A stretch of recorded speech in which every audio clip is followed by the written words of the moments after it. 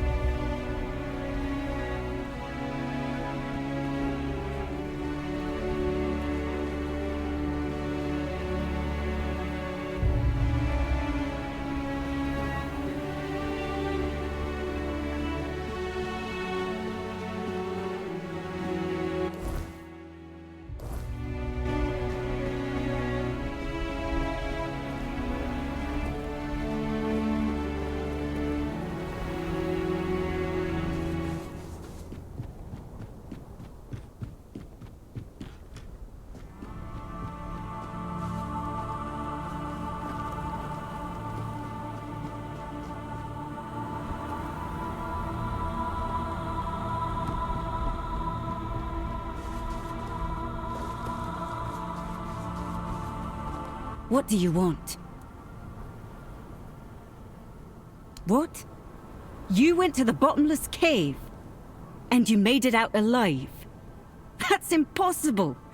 It would have torn you apart in an instant.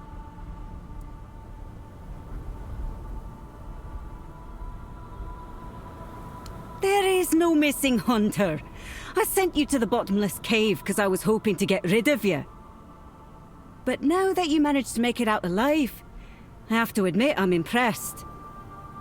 I'm the best huntress here, and even I have respect for that place. I don't dare set foot in those parts. Go talk to Barlam, our chieftain. He'll probably find some use for you. These are Svinelands. If you can't survive here, it's no place for you. But you made it. So there's more strength and will to survive in you than I expected. I can't tell you more than that. Barlam will decide what you need to know. What, you want a tour now? Want me to introduce you to every corpse? Even the dead wouldn't bother talking to outsiders, let alone the living, who've got their own problems. Much livelier. There was more noise, less dead silence. And it smelled of hearth smoke and roasting meat, not blood.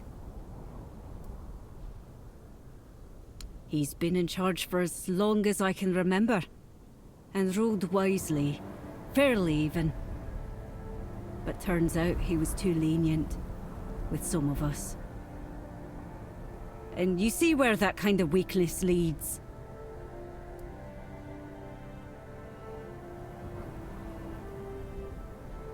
Yeah, I shoot strangers who can't hold their tongue. Besides that, I hunt. Best in the village. Was already true before most of the hunters got themselves killed. It is. Unless your goal is to freeze or get eaten by something mean. Then it's real easy. But we'll survive. Even if there's only a handful of us left. And you? If you can't take care of yourself, you can always move on. I sure as hell won't stop you. You'd best be on your way.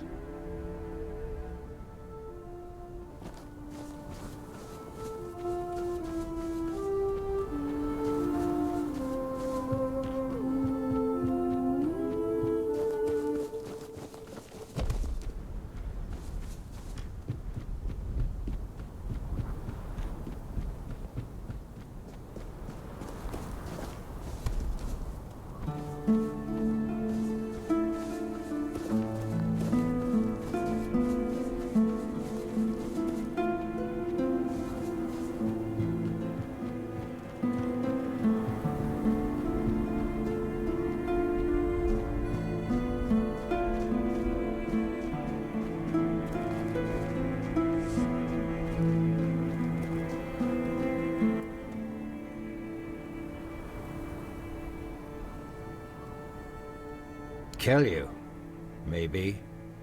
But the fact that you're still breathing only proves your strength and your determination. You survived Kjell's trial, which means you've proven yourself worthy of knowing what we're up against.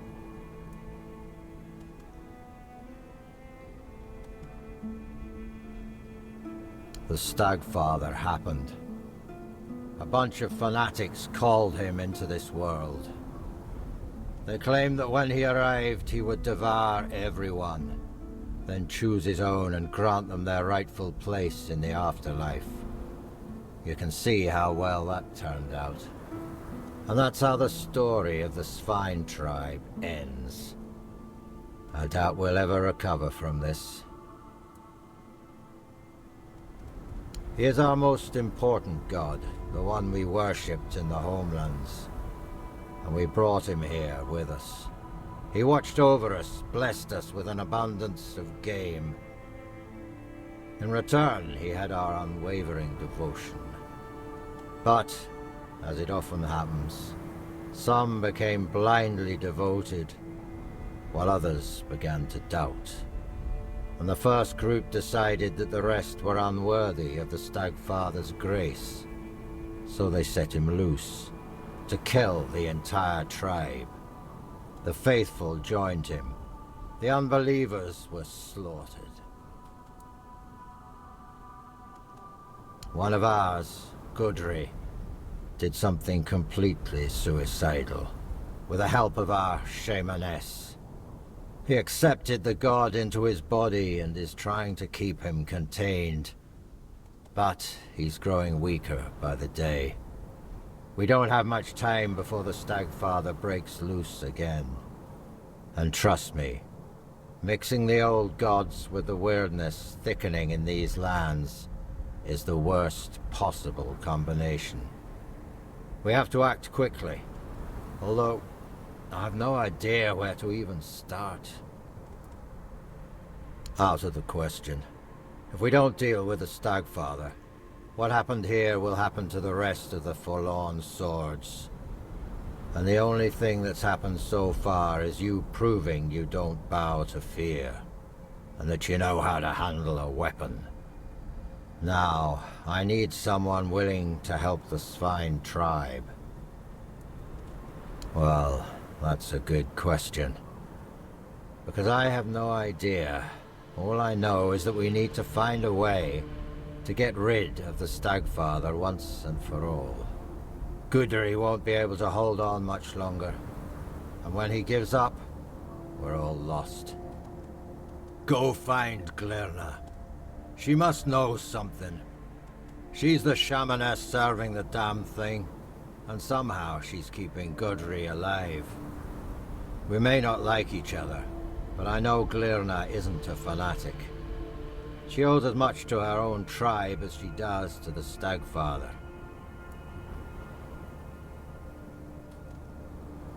Glirna is our old soothsayer. Very old. When I was a kid, that hag was already as wrinkled as an apple, forgotten in the storehouse for 3 winters. When I was a kid, that hag was already as wrinkled as an apple, forgotten in the storehouse for 3 winters. Her fate has tangled our paths, and we have no choice but to work together. The fate of the tribe is more important than our petty squabbles. If you need to get ready, go see Hjarn. He'll help you with your gear. There's still the cook, Sagar. You could talk to him too. You can sleep in any of the empty houses. I'm sure their previous owners won't mind. Glirna is a fate.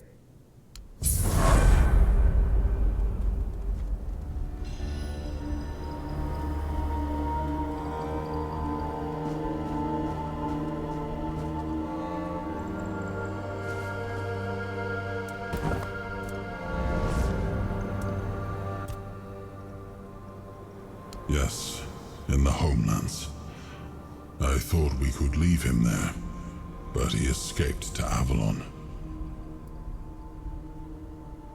He took on human form, or rather he used one of his followers as a vessel. It was only when he sensed that Nimue, Merlin's apprentice, had discovered his true nature that he revealed his real form. The beast grew to the size of a mountain, striding toward the temple his followers had built for him deep in the woods. I dread to think what would have happened if he'd made it there. We barely managed to bring him down, and clearly, not completely. I outlawed the Stagfather's cult, but I see that 6 centuries later, it's still around, and surprisingly, among the Dalrita as well. I thought they worshipped only Mathea.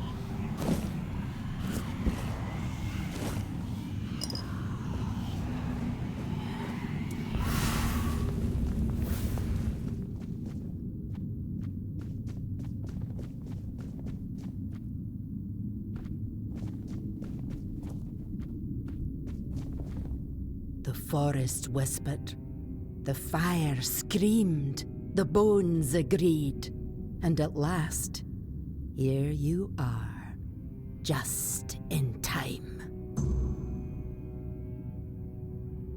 The horned god told me, before hatred blinded him. He said your paths would cross, that you would bring redemption or ruin. In my dreams, I hear the crack of seals and snapping bones. The horned god, cursed with pain and blood, tears at the bonds I used to bind him. The earth trembles with his fury. Can you feel it? Soon, he will break free. And then we shall pay for calling him with blood, not faith.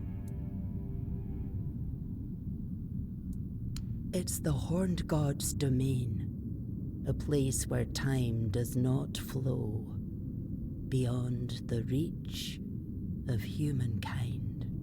Once, it was lush and alive, where the hunt was sacred, wild, pulsing with green and the crimson of blood, teeming with beasts and birds in the boughs. I doubt it still is. Yes, Gudri, who took the horned god's fury into himself to save us all. He reached for blood and bone, and let me turn his body and soul into a vessel for the god's essence. I sealed it with wards, like a cage of thorns. But the god's wrath will tear through them, sooner or later. And when that happens, there'll be no saving us. If you want to bind a god, you don't choose the method. You use everything. Old songs stolen from the dead, runes slick with black blood, teeth and claws. The horned god in his hate-twisted form was a nightmare that came to devour us all. The finest warriors of the Spine, the pride of our tribe, gave their lives on the altar of battle to weaken him. My disciples, my sons and daughters, they strayed. After the Gunvalda massacre, I and the others who served the horned god could not bear the shame. We heard our kin cry out and turned our heads. We betrayed our blood.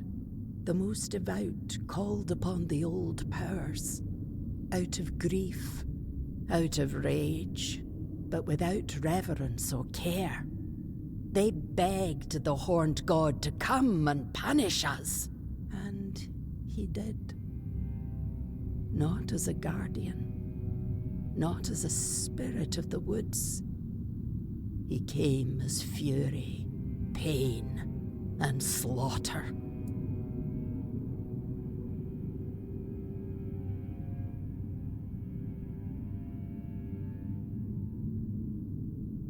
I didn't think they'd reach so deep into the dark. By the time I saw what they were doing, the earth was already soaked in blood. They opened a door, and I gave them the key, in the form of songs, rites, and signs. He cannot be healed. He will not forgive us. But I can try to keep him bound by will, by bone, and by blood. To do that, I need a fragment of his original self. The first trophy. The skull of the first stag ever hunted and offered in sacrifice to the horned god. It will remind him of who he once was. Bind his essence to the first offering, one made out of reverence, not fear. It may hold him in the unrealm of the hunt, long enough for me to complete the rite that will seal him there. It's hidden, tied to the places where we once worshipped the horned god. 3 shrines, as old as the forest itself. But now, they must be destroyed. Each one is guarded by a servant of ancient memory. Kill them. Cast down what still remains upon their altars. Once all 3 fall, the 4th shrine, hidden and forgotten, will reveal itself. The first trophy waits there.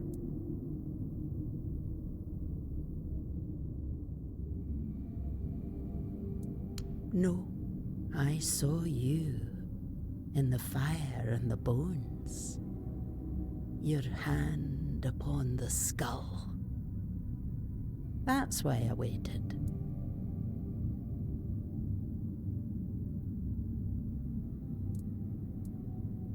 Go, but be warned.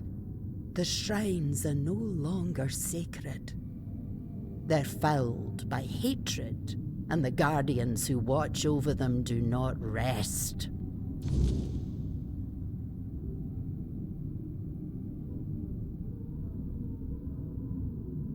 Until we meet again.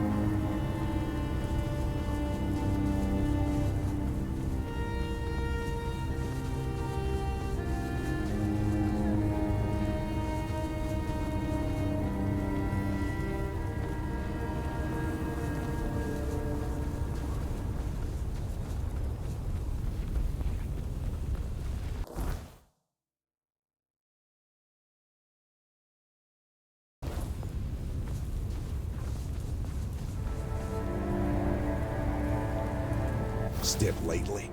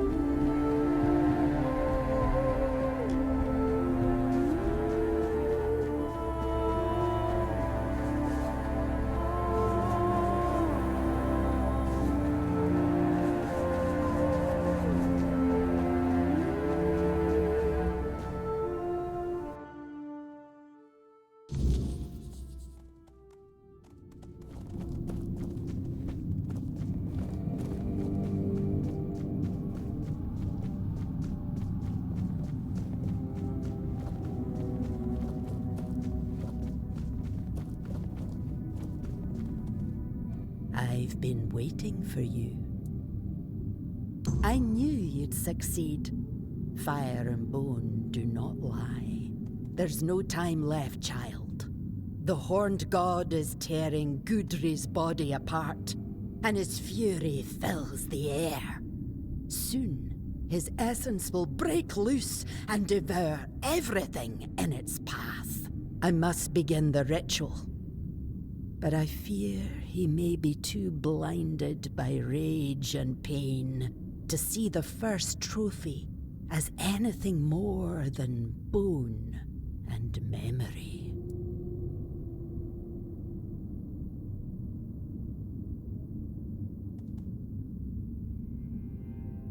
Your path leads to the unrealm of the hunt.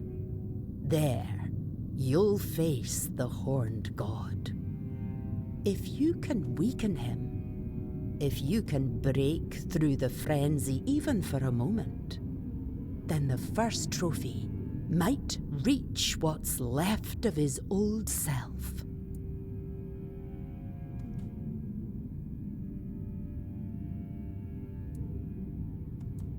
Oh, child, we both know you're not entirely human.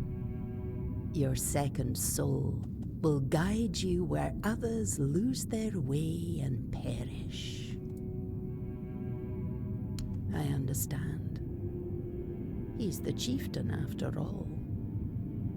But be wary of his words. Whatever is going through your mind right now, there is no other option.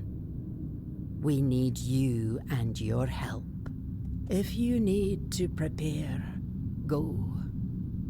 I'll open the passage for you anyway. But remember, you're not going there to bring death to the Horned God.